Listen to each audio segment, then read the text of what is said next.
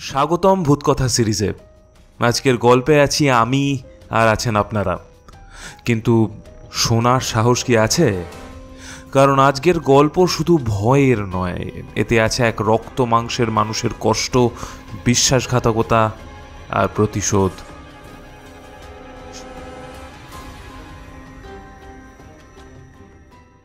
দক্ষিণবঙ্গের এক প্রত্যন্ত গ্রাম ধনপুর।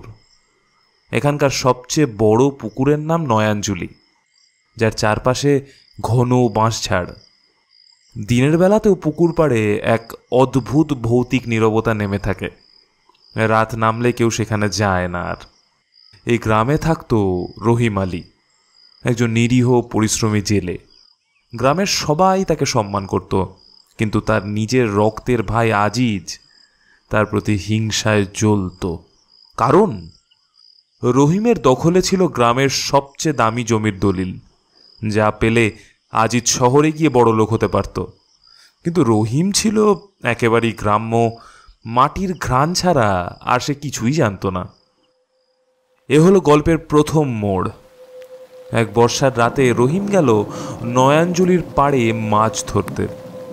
হঠাৎ পিছন থেকে এক পরিচিত কণ্ঠ, দাদা একটু দেখুন তা। রহিম ঘুরতেই অনুভব করল কেউ তাকে জোরে ধাক্কা দিল। সে জলে পড়ে গেল। শুধু জলের ঠান্ডা আর দম বন্ধ করা আতঙ্ক। চোখে জল এলো, শ্বাস বন্ধ হয়ে আসছে। কিন্তু শেষ মুহূর্তে সে দেখল পুকুর পাড়ে দাঁড়িয়ে রয়েছে আজিজ, তার মুখে শয়তানি হাসি।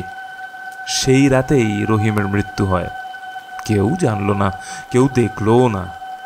পুকুর গিলে নিল একটা নিরীহ প্রাণ। বিশ্বাসঘাতকতার মৃত্যুর পরে রহিমের আত্মা শান্তি পেল না। গ্রামের প্রবীণরা বলতো, যে মুসলমানের মৃত্যু হয় অকাল আর বিশ্বাসঘাতকতায়, সে মামদ হয়ে বাঁশ ঝাড়ে ঘুরে বেড়ায়। কয়েক সপ্তাহ পরেই রাতের বেলায় পুকুর পাড়ে অদ্ভুত ঘটনা ঘটা শুরু করলো। কেউ কেউ শুনল হালকা ফিসফিসানি, আজিজ ভাই, আজিজ ভাই। কেউ দেখল বাঁশ ঝাড়ে হঠাৎ এক চোখা ছায়া দাঁড়িয়ে দীর্ঘ হাত দিয়ে ডেকে বলছে, পুকুরে এসো, এসো না, এসো। গ্রাম জুড়ে ভয় ছড়ালো। লোকজন নাম দিল মামদ রহিম। আজিজ তখন গ্রামের সবচেয়ে ধনী। রহিমের জমি বিক্রি করে পাকা বাড়ি করেছে। কিন্তু রাতে তার ঘুম আসতো না। প্রতিদিন বাঁশঝাড়ের দিক থেকে ভেসে আসতো সেই ভয়ঙ্কর ফিসফিসানি।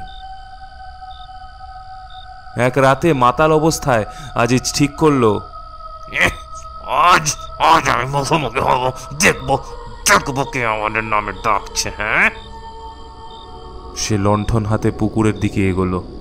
বাতাসে হঠাৎ অদ্ভুত ঠান্ডা নেমে এলো। বাঁশপাতা শোঁ শোঁ করতে লাগলো। লণ্ঠনের আলো কাঁপতে লাগলো। হঠাৎ পুকুরের জলে যেন ঢেউ উঠল এবং ধীরে ধীরে মাথা উঁচু করলো এক চোখা মামদ রহিম। চোখে ব্যথা, মুখে করুণ অথচ ভয়ঙ্কর হাসি।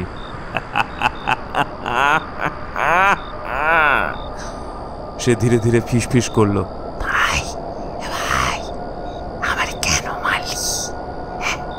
আমারে কেন মারলি?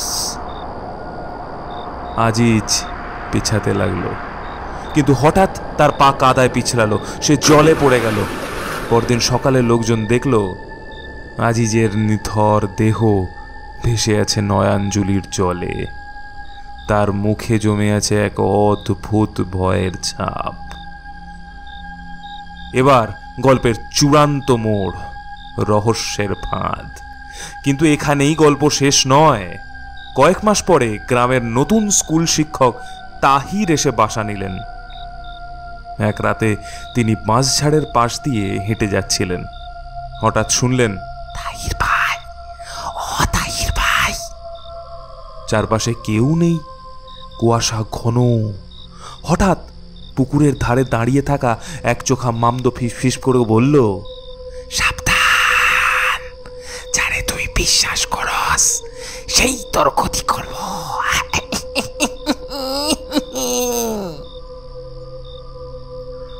তাহির ভয়ে গ্রাম ছেড়েই চলে গেলেন। লোকজন তখন বুঝল মামদো রহিম শুধু প্রতিশোধ নেয়নি, সে আজও গ্রামকে সতর্ক করে, বিশ্বাসঘাতকতা করলে এই পুকুর তাকে ছাড়ে না।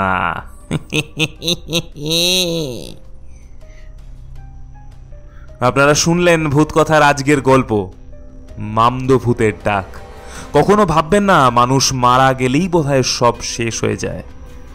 বিশ্বাসঘাতকতা, কষ্ট আর অপমৃত্যু কখনো কখনো জন্ম দেয় এক চিরন্তন প্রতিশোধ পরায়ণ আত্মার।